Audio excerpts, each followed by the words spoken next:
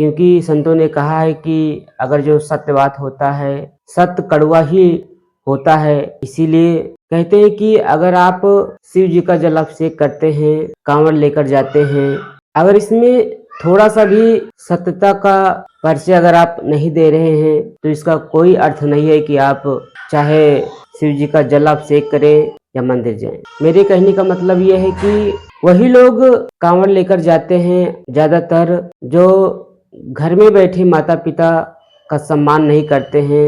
इसलिए पहले अपने कर्म को सुंदर बनाओ, और ये ज्यादा पढ़े लिखे लोग ही करते हैं। अधिकतर आजकल आडंबर पाखंड में फंसते जा रहे हैं। उन्हें सत्यता से कोई लेना देना नहीं है। सावन का महीना चल रहा है, कांवड़ लेकर भगवान शिव का जलाभिषेक करने के लिए, लेकिन क्षमा करना, मैं इस पे केवल सत्य को केंद्र में रखकर बात करने वाला हूँ और समझाने का प्रयास करूँगा।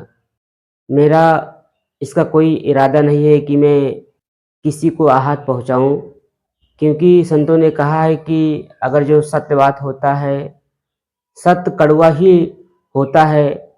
इसीलिए कहते हैं कि अगर आप शिव जी का जल अभिषेक करते हैं, कांवड़ लेकर जाते हैं, अगर इसमें थोड़ा सा भी सत्यता का परिचय अगर आप नहीं दे रहे हैं, तो इसका कोई अर्थ नहीं है कि आप चाहे शिव जी का जल अभिषेक करें या मंदिर जाएं।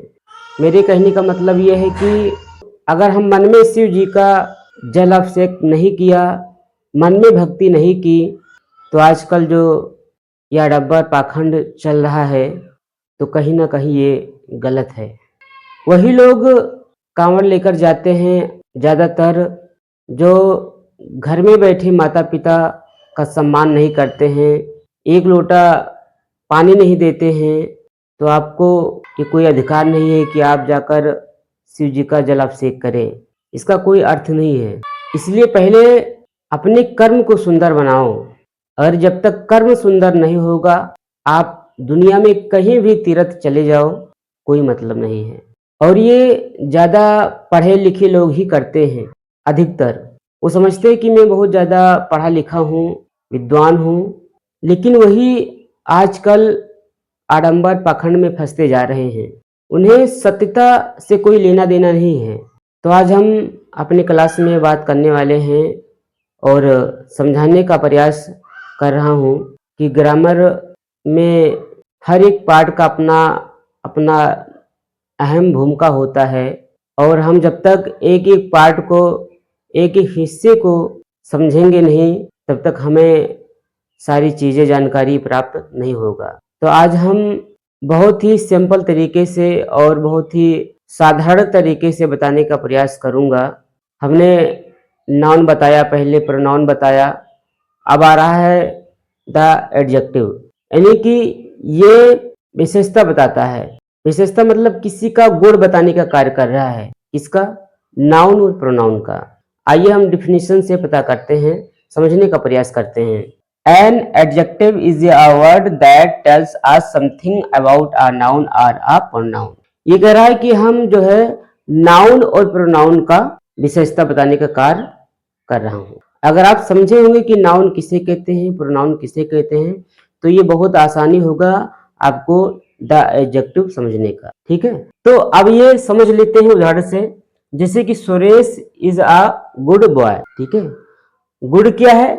गुड यानी कि सुरेश नाउन है। ठीक है, अब सुरेश का ये विशेषता बता रहा है, यानी कि सुरेश अच्छा है। डिफिनीशन से ही पता चल गया कि नाउन और प्रोनाउन का ये विशेषता बताने का कार्य कर रहा है। इसमें और कुछ नहीं है, बस इतना समझ लीजिए कि ये नाउन और प्रोनाउन का विशेषता बताने का कार्य कर रहा है। देखिए, जैसे कि lazy person can not get success. ठीक है, यानी कि लेजी भी ये जो है पर्सन का विशेषता बता रहा है। तो यहाँ पर गुड और लेजी क्या हो गया? ये एडजेक्टिव हो गया।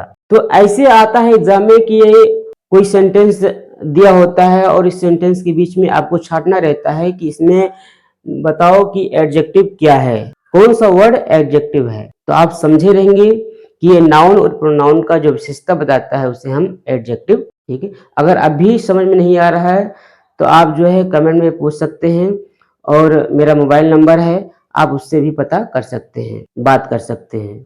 मैं ये प्रयास कर रहा हूँ कि आप बहुत जल्दी और बहुत आसानी से सारी चीज़ों को समझ सकें।